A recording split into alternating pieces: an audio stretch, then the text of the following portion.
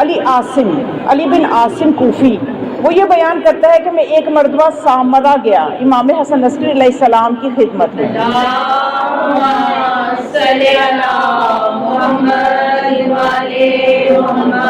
بس یہ تھوڑا سا سمجھنا ہے کہ اس محبت کی جو آل محمد سے کی جاتی ہے وہ کتنی قیمتی ہے اور ہمیں اس پہ کیسے باقی رہنا ہے۔ کچھ واقعات کو بیان کرتے ہوئے میں کچھ نتیجے تک انشاءاللہ آپ کو لے جاؤں گی۔ تو یہ علی بن عاصم کہتا ہے کہ میں جب سامرا گیا امام علیہ السلام کی خدمت میں تو مولا نے مجھے انبیاء و مرسلین کے اپنی مسند پر انبیاء و مرسلین کے قدم دکھائے، قدموں کے نشانات دکھائے۔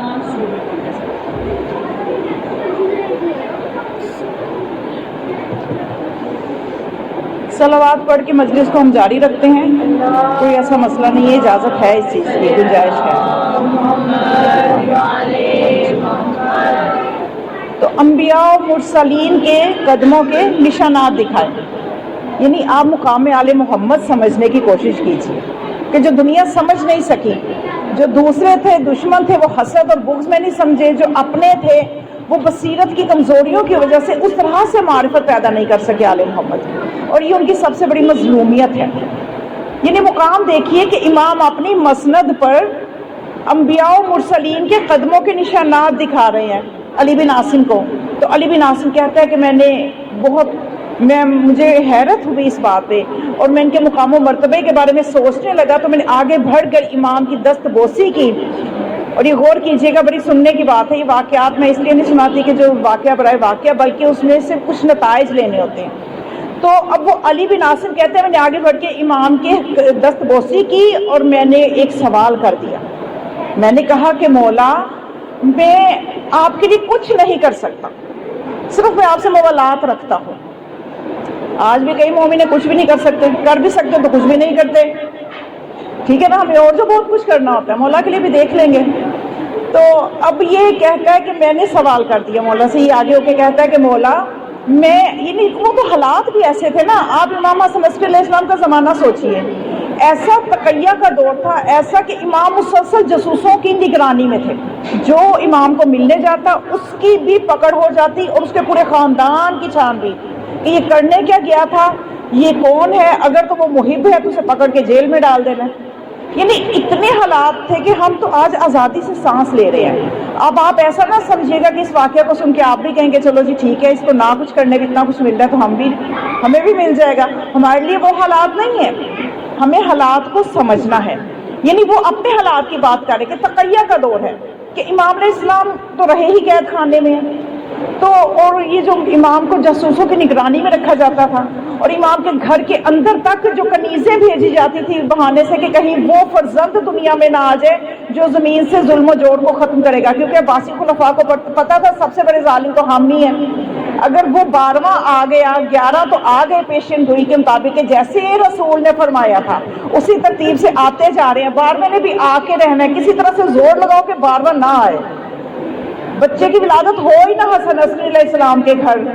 تو انہوں نے اتنا سخت پہرا بٹھایا تھا کہ اگر جو 12واں اب آ گیا تو پھر ہماری شامت ہے، کیونکہ سب سے بڑے ظالم ہی ہم ہیں، سب سے بڑے غاصب ہی ہم ہیں۔ تو اس لیے امام علیہ السلام سے ملنے والوں کی بھی جاسوسی ہوتی تھی۔ تو اس نے کہا کہ مولا میں آپ کے لیے کچھ نہیں کر سکتا، صرف میں آپ سے موالات رکھتا ہوں اور آپ کے دشمنوں سے نفرت کرتا ہوں، ان پہ تبرہ کرتا ہوں، لیکن علیحدگی میں، تنہائی میں، مجمع میں۔ جیسے آج تو ہم سوشل میڈیا پہ بھی سب کچھ جا رہا ہے، ہم اہل بیت کے دشمنوں پہ لعنت بھیجتے ہیں، تو سب کچھ آج تو حالات وہ نہیں ہیں۔ تو یہ جو حالات ہے اس کے مطابق جب اس نے مولا سے اس طرح سے کہا کہ مولا کیا ان حالات میں میرے لیے کیا مقام ہے کہ میں صرف دل میں آپ کی محبت ہے، کر کچھ نہیں رہا، کچھ نہیں کر سکتا، حتیٰ کہ آپ کے دشمنوں پہ تبرہ بھی کرتا ہوں تو علیحدگی میں، تنہائی میں، تو کیا میرا بھی کوئی مقام ہے؟ تو پھر امام علیہ السلام نے فرمایا کہ مجھ سے میرے بابا نے، ان سے ان کے بابا نے، اور ان سے پھر اپنے جد تک سلسلہ لے کے گئے حدیث کا۔ سوچئے کہ یہ جو مولا حدیث بتائیں گے یہ کتنی مستند ہوگی۔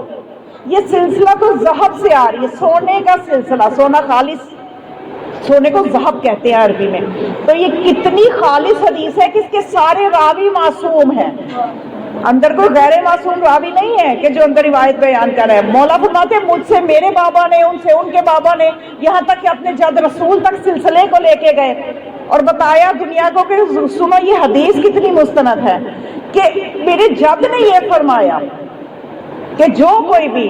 میری آل سے محبت کرے اور ان کے دشمنوں سے نفرت کرے، چاہے تنہائی میں کرے، اس کا مقام و مرتبہ یہ ہے کہ جب وہ تنہائی میں بھی صحیح، اور ہمارے چاہنے والے جو ہے چاہے تنہائی میں صحیح میری آل کے دشمنوں پہ جب لعنت بھیجتے ہیں تو فرشتے اس لعنت کو اوپر لے جاتے ہیں، اوپر لے جاتے ہیں۔ اور کیا کرتے ہیں جب